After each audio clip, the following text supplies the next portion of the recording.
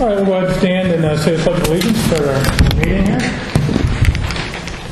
Pledge allegiance to the flag of the United States of America and to the republic for which it stands, one nation, under God, indivisible, with liberty and justice for all. Thank you. All right, our minutes from the last council meeting, February 6th. There's no corrections or changes. Need a motion and a second. Support. All in favor? Aye. Motion carries.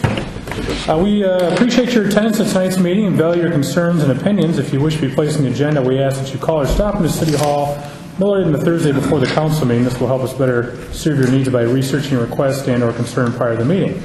Any public comments at this time? We do have an opportunity at the end as well. I got a comment. Sure. My name is Doug Marlette. I live on Flower, 83 Flower. When I was up here a few weeks ago, I was in Florida, unfortunately, and my neighbor that lives at 148 Phillip. The past 8 months, they deal drugs all day long, during the day, all night long. Radio's last thing I know you guys are aware of that. I've been to the police station. I've had meetings with the police. Nobody will seem to help me. Nobody. They basically tell me there's nothing they can do. I don't know what to do about it anymore, except for get a hold of Michigan State Police and see if they can do anything for me. I talked to, I believe it was Sam, and then I talked to Phil, who was on the other city council. Who's the landlord there? Yeah, landlord. Yep. He didn't seem like it was a big issue. He didn't care that headlights were going streaming through my house all night long, every night. I stopped the new police officer, not Cam, I can't remember his name now, he works nights. We talked for a while 2 nights ago at 1 o'clock in the morning on Flower Street. He says he's trying to pull cars over. I just find it hard to believe that I can watch them do drugs through my window all night long until 6 o'clock in the morning. And there's nothing nobody will do about it. My dad convinced me 8 months ago to do the right thing and call the police and handle it that way. I've been doing that for 8 months and nothing is happening. Like I said last time I was here, Dave Hall asked us to get license plate numbers. We did that for 2 weeks. He delivered them. We're at the end. I feel like if the Croswell police were living next door to these people, or if any of you guys were living next door to these people, it would have been taken care of. They also, I found out 5 months later, after I would make calls, that they have a scanner. I thought something was up because I'd make a call and then the drug dealing would stop. Right. You know, so we have found a way to circumvent that. But still, the chief tells me, Doug, there's basically nothing I can do. We don't have the money for anything. It's private property, and the drug task force doesn't want to help us. It's low on the priority list. So I'm basically asking my community for help. I don't know what else to do. We can't sleep. None of them work over there. There's like 5 or 6 people that live there. They literally, I'm not exaggerating, sometimes there's 4 or 5 cars all running in the driveway, and they're waiting on Flower Street to pull in. And you can watch the guy go out and do hand-to-hand all day, all night.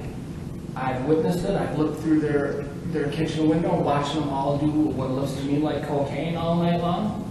I've called the police while they're doing that. I'm asking somebody to give me some kind of direction, because The music's super loud, like I told you last time. They knocked the ashes of my father off the wall. I mean, if anybody's lost anybody, you know how important those are to somebody. I mean, I came home from work, the music, I couldn't even hear him. I was in the kitchen and he couldn't hear me in the living room, because boom, boom, boom, like I said, boom. I went to the land. The guy's name is doing all the drug dealing is Matt Greer. I mean, I don't care if I'm on record. I don't care if he knows now. I was trying to do it all. I don't want a firebomb to go through my front window. I didn't for the last 8 months, but now I don't care. I don't care if he knows. His name's Matt Greer. Dave Hall knows. The other officers know. He's got a lengthy criminal record. He's a young guy. He's out there wheeling, dealing drugs in our community all day long. And nothing's happening. Facebook of drugs and He's got pictures guns. on Facebook in that house on Phillip with guns and drugs in that house on Facebook. I think that's going to be evicted. That's I'm working on that. I know that Dave met today with Drug Task Force. I haven't talked to him Okay. since he met with them. Can you guys meet during the day? You guys? I can. All right. Sure. This week, Sam, Chief, you, and if we can get the landlord in there. Yeah, I think we can get Phil in there. Phil's pretty I'll just sit down, figure out, because, and I mean, it's kind of what I do for a living, is the law enforcement side of things. So, you know, they go over there and the music's turned down, they can't do anything about it. They go over there and the car pulls away, they're not doing anything illegal, they can't do much about that. But I think if we kind of work all together on this one, and I think having that meeting, I appreciate it. I want you to, if you could, please, you know, get with Sam tomorrow and get that meeting scheduled. I absolutely will. Sam, how do we get a hold of you? You can either call up to the office or I'll give you my cell number after the meeting. Okay, That's the that's quickest great. way to reach me. Thank you very much. And if we can get that done, because trust me, if it was my neighbor, Man, I'm not bad, but thank you for listening. okay. Anybody else? Okay. Said there'll be an opportunity at the end as well. Agenda, any additions, deletions to the agenda?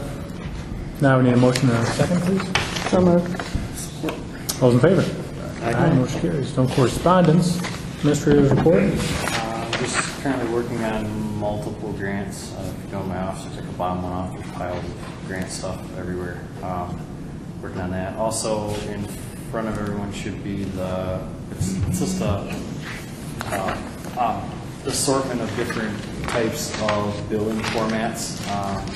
The ones that are like detailed with like logos on them are custom bills that have been designed through BSNA. And the ones towards the back that don't have logos are like the boilerplate ones. I really like That's this one? yeah, just plain Jane.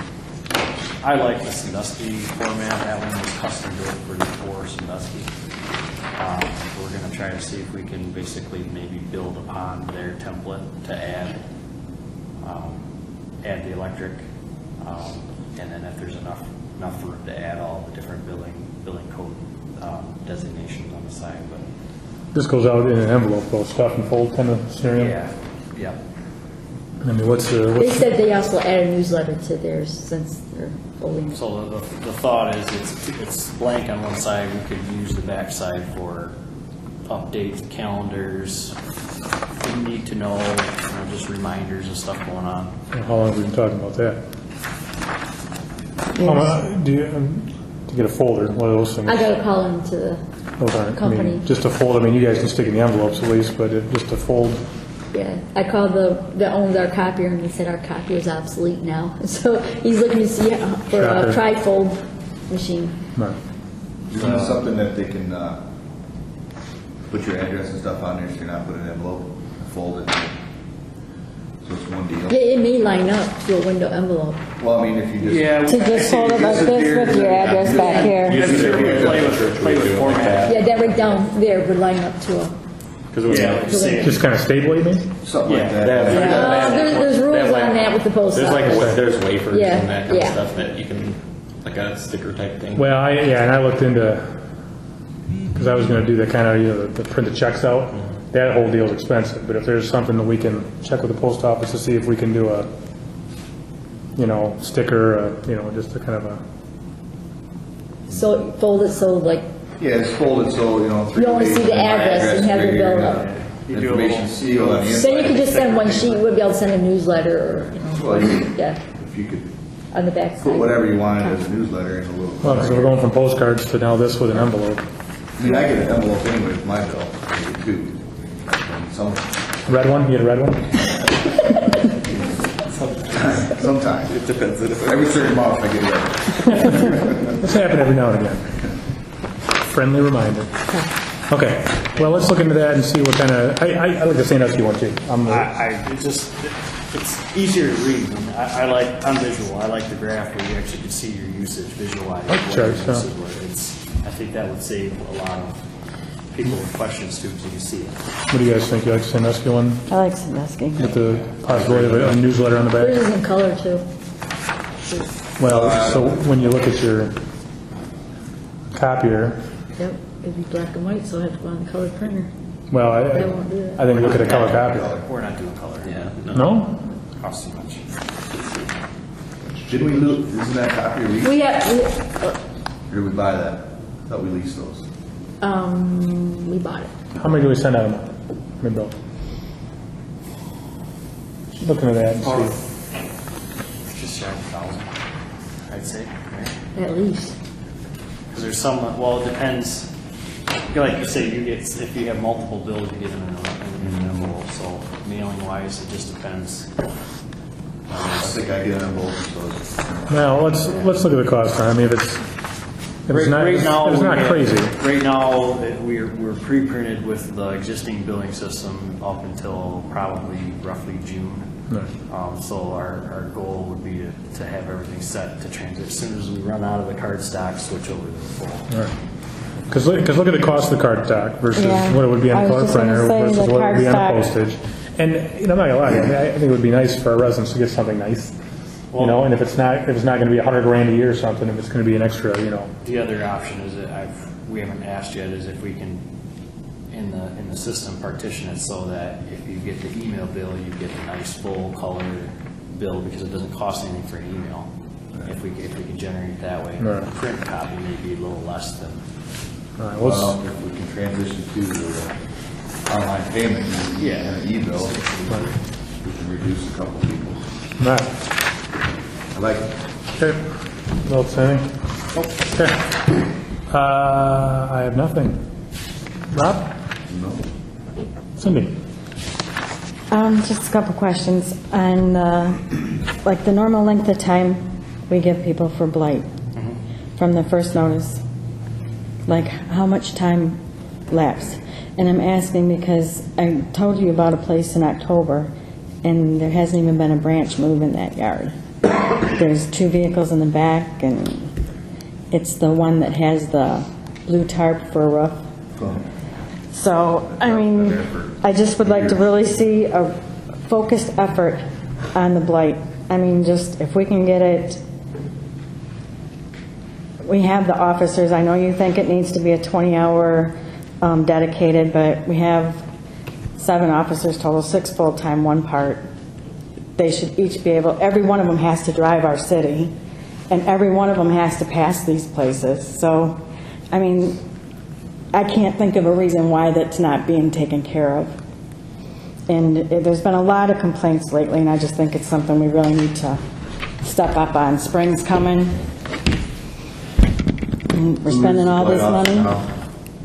We don't have the designated, was Eric. Right now, we're going back and forth between two people that would be the designated funnel point.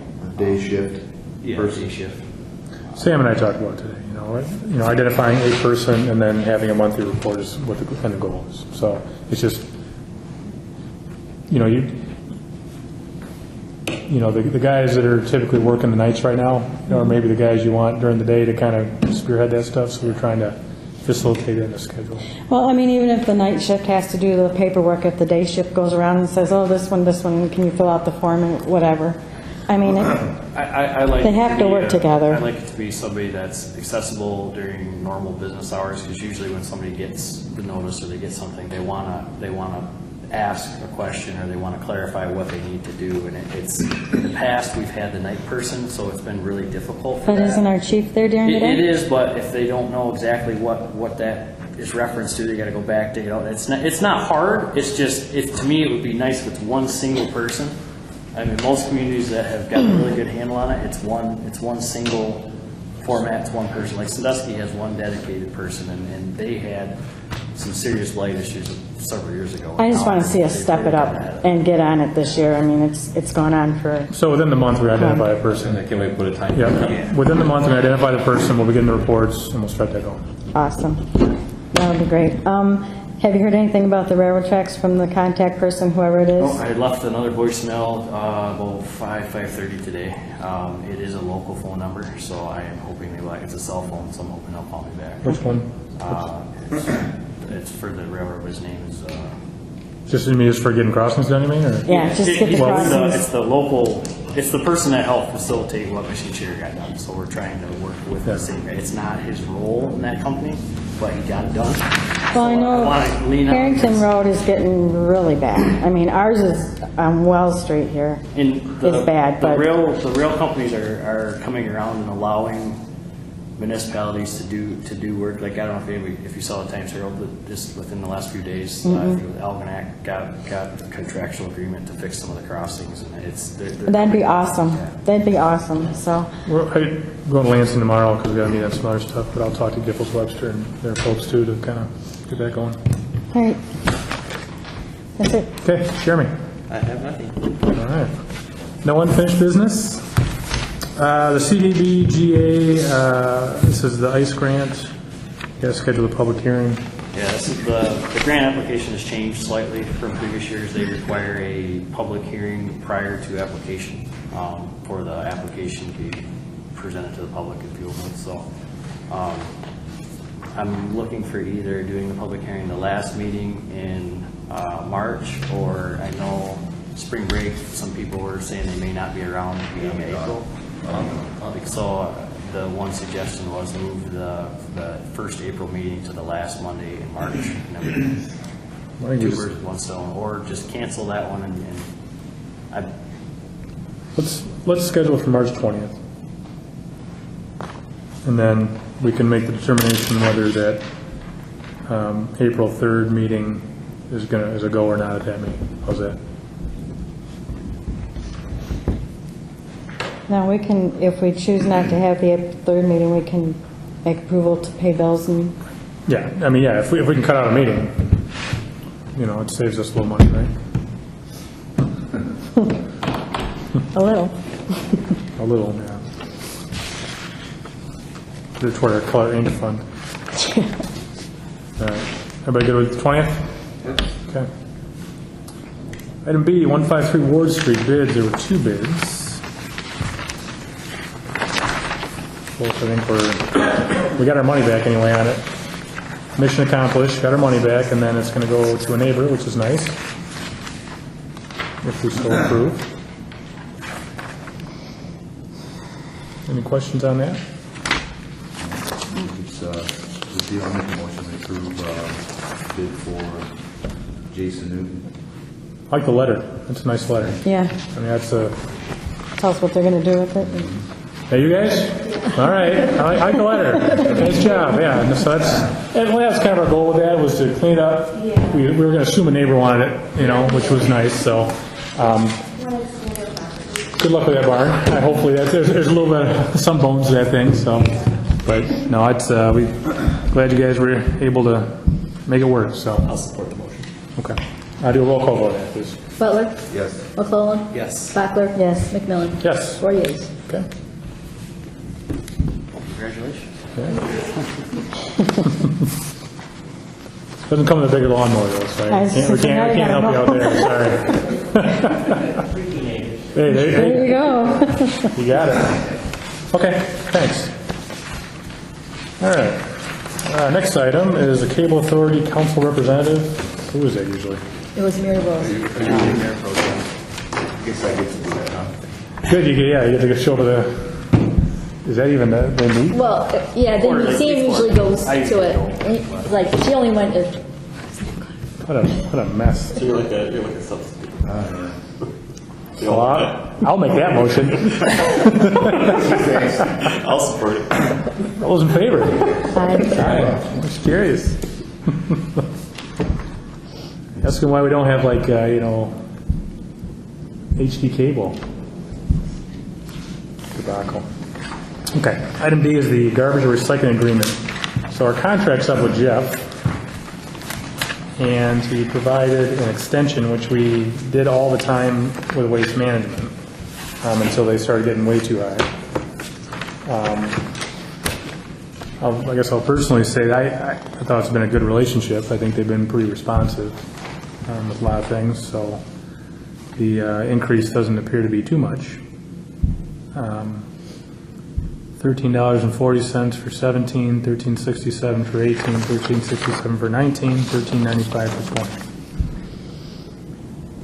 So we're talking a a couple bucks per year per resident. Correct? I have a question on the changes they'd like to make, the items they're going to refuse. I understand most of it, but like, what are they saying is heavy-duty construction materials? I see they have drywall in here. It's basically the heavy stuff, and for the most part, they have been taking everything. Yeah, I was going to say they take everything Yeah, right now. It's basically that's just they want the ability, if they pull up to a house and somebody gutted the Yeah. kitchen and it's all at the curb, they want to that's not part of the deal here. That's what we've told people before. If it's a and- construction, then And I've And see, they've always picked everything up anytime and they anything's for been the out most part there. do, and there's been a few where we've had where they've called.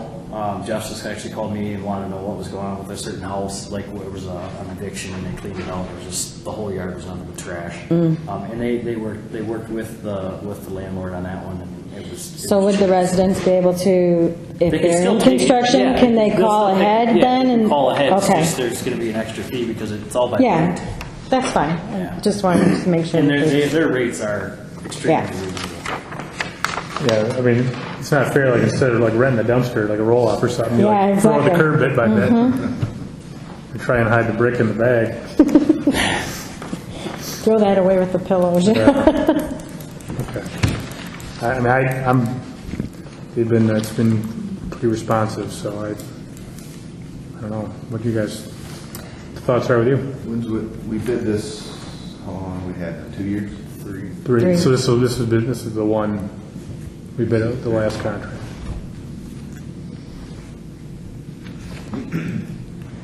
We don't have to go out to bid or anything, right? now for doing the renewal. No, Then I no. make a motion to approve.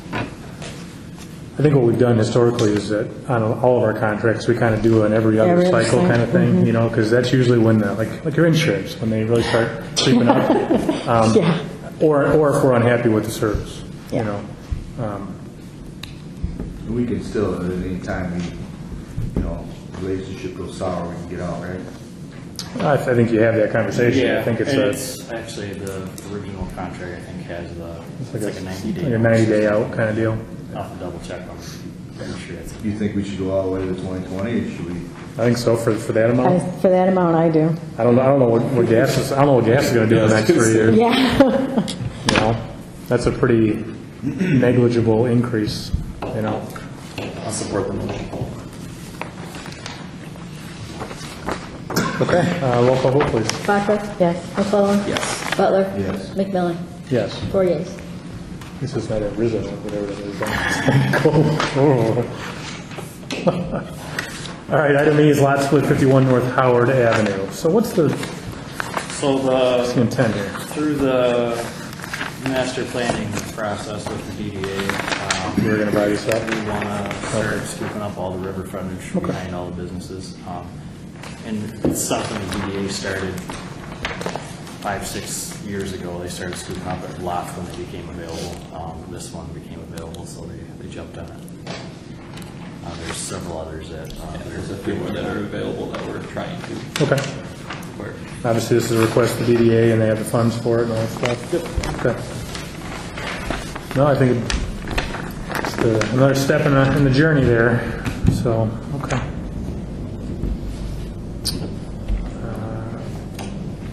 I'll make that motion. I'll support. Roll call vote, please. McMillan? Yes. Bachler? Yes. McClellan? Yes. Butler? Yes. 4 yeas.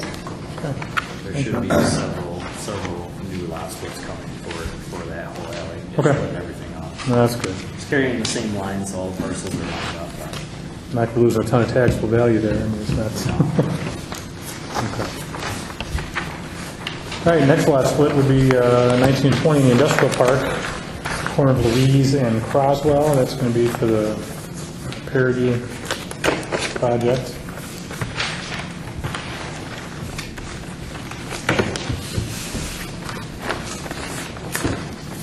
There's stipulations on these, and how long they have to keep them?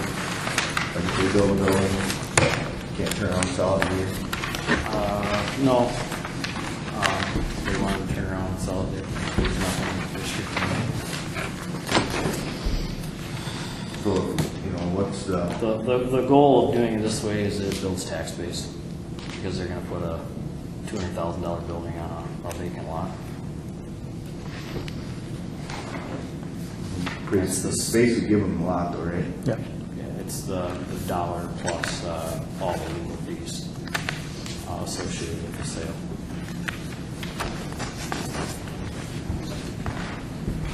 Yeah, it's been you get some on a tax roll and you kind of scoop them in, they use well, sometimes not use a ton of utilities, but they use utilities. I think everyone that's gone out of there has gone through that at the Springer building. Make a motion to approve the last one. I support it. Any discussion on that? Any questions? Okay. All right, roll call vote, please. Butler? Yes. McClellan? Yes. Bachler? Yes. McMillan? Yes. 4 yeas. All right.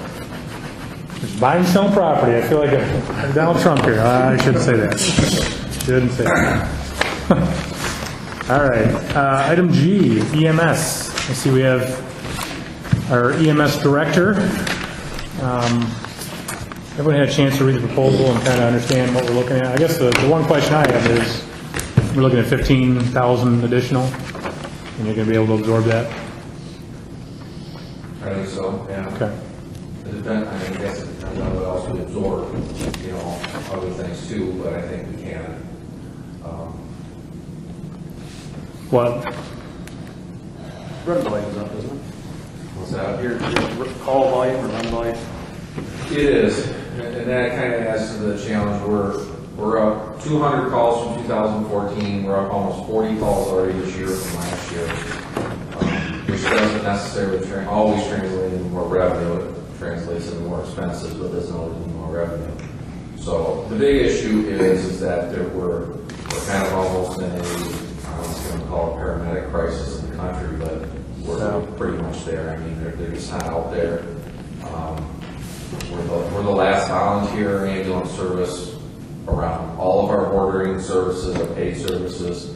You know, if you're offering a volunteer wage to a paramedic, you can go somewhere else and get a paid wage.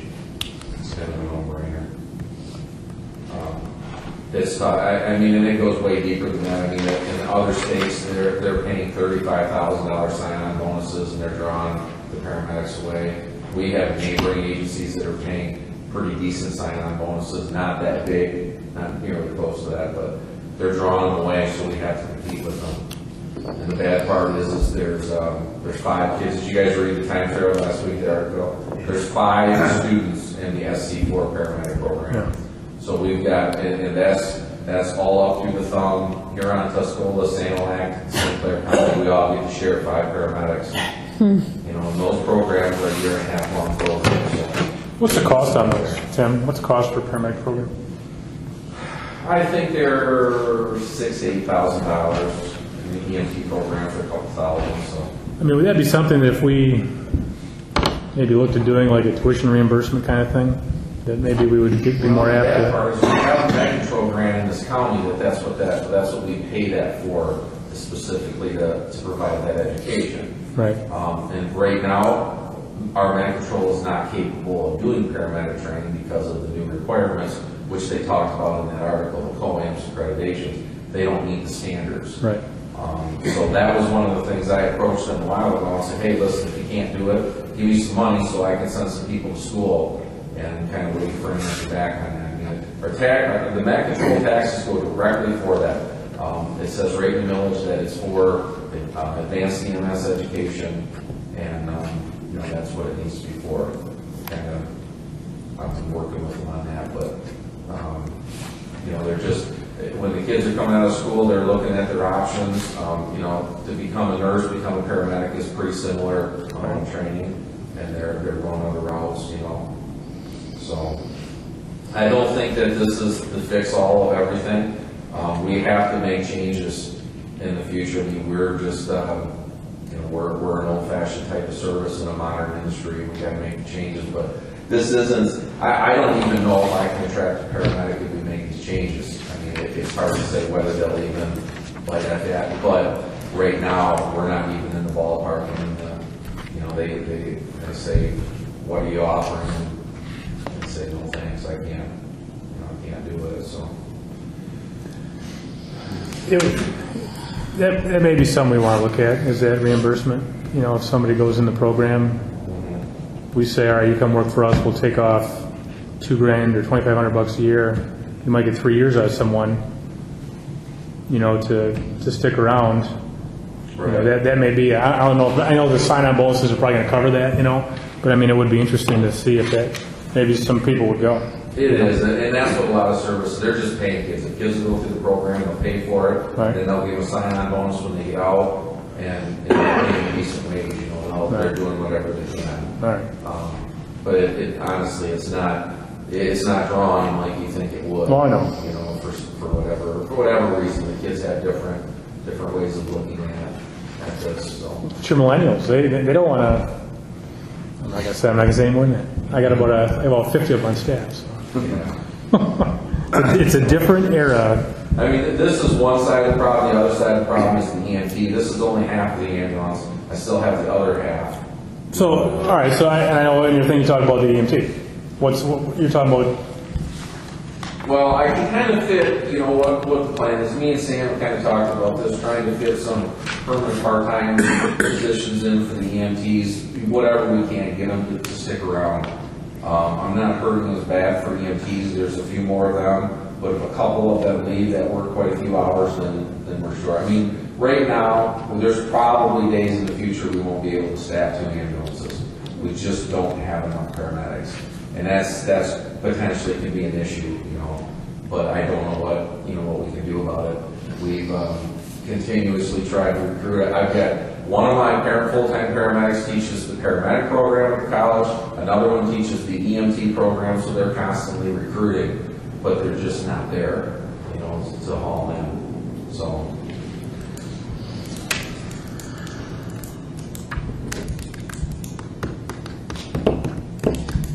What, I mean, hire another medic? If you could find one?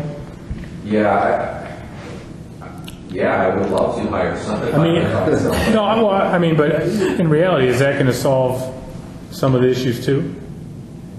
If we hired another full-time paramedic? Right. That would be very helpful, yeah. I mean, there's a huge expense with that. Right. Well, That's a lot bigger expense than what we're talking about there. Well, that might be the next step. That right. might be the only option to do. well, it'd be a plan B, a Right. plan C, and a plan D. But I think, you know, if we shake a tree and, you know, this will work. But I think long term, we need to. I mean, it's going to be a revolving door. You know, somebody go get certified as a medic, they're going to want to look for some. I mean, our full-time guys, I don't think any of them have any intentions on wanting to leave. I think they're pretty content. Even though they have a tough schedule, they seem to be content with what they're doing. Right. You know, the part-time, I've got one of our EMTs is in the paramedic program, and I sense as soon as he gets his license, he's gone. You know, unless I can do something to keep him here. He's just, you know, he's going to have 25 job offers the day he gets that license, and you know, the kid's got to have a career, so. Why don't you put 2 more proposals together that we can look at for your part-time EMTs and then for the medic, just to see what it would look like, and then, you know, what it would take to get from point A to point B to fund it. Okay? Because, you know, if you got a good medic that maybe would stick around and is going to be an employee for a while, you know, it was an EMT program, I mean, maybe you want to jump on something like that instead of trying to play the two, you know. And, I mean, if one of these guys, one of the current ones we have now leaves, I mean, we're going to be hurt. Yeah. I mean, how many hours you work a week? Yeah, I get 84 ambulance hours per week. Yeah. You know, And then- unless I can get one of the part-time paramedics to pick up a shift. And that's what all the guys get. So the problem is I get 84. If one of them goes on vacation, that's 84 more that need to be covered. Right. And that's all the hours in the week, 168. So that has to be covered. So I do have some weeks where I have a couple part-timers that will pick up at 12 or 24 and do some of that. But we just had a guy was injured, and it was tough. It was tough to staff 2 trucks for that week. So, and we're not the only ones. I mean, every service around here up north, that they're running less than the LS ambulances up there, just to put ambulances on the road. And to the south, they're just working lots of overtime. You know, they're giving sign-on bonuses, and they're increasing wages, and you know, doing whatever they have to do to keep them. Just to kind of appease myself, in a perfect world, what would you have to have in order to be right up there with everybody else? Like, in order for all of our rigs to be staffed at all times, not to be overworking people, how many full-time employees would it take? It would take another full-time paramedic and 4 full-time EMTs, and we could staff. That's working an 84-hour work week, you know, and that's the other issue too, is that how many, there's very few of the incoming generation that's interested in working an 84-hour work week. Now, a lot of that, some of that is on call, granted, but it's still, it's 84 hours a week. They've got their uniform and their pager on, so there's not a lot of them waiting in line to do it. And the other big factor here that's changing over time is our volume. You know, if you went, I don't know the stats from 15 years ago, but I'm expecting they're a third or a half of what we're doing now. I mean, I can tell you right now, we're up well over 200 calls from just a few years ago. We're probably up double our volume from, you know, 8 or 10 years ago, and that makes a big difference too. You know, if you have a fire department that's volunteer and they're doing 4 or 5 calls a day, they're going to get burned out. If you have any volunteer agency that's spending 8 to 12 hours out on the road a day, it's not really conducive for a volunteer environment. It's beyond that. A volunteer environment is when you're doing a call a day or a call every other day or something where these people can come in and help, but you know, not when they're spending all day. You know, Well, I know that we have a police scanner and we listen all the time, but it's our generation, the boomers, that are all getting older now, and it's a huge generation. And I mean, if we're already having this kind of an issue, I just kind of wonder where we're going to be in a year, 2 years, 3 years. Well, and that's what I think that's always been the issue is, you know, with the ambulance, I don't think anyone doesn't want the ambulance. Yeah. I think that, you know, we're in that rock and a hard place for 40 miles or, you know, from every hospital. Yeah. So I think it's huge, and I haven't talked to one person that says, let's get rid of the ambulance. no, and But- I haven't either. You Right. know, and the people are very supportive. I mean, we're always getting positive feedback. And, Right. From the operational or business side of the ambulance service, the bread and butter of an ambulance service is transfers. Transferring people from 911 calls or transferring from hospitals.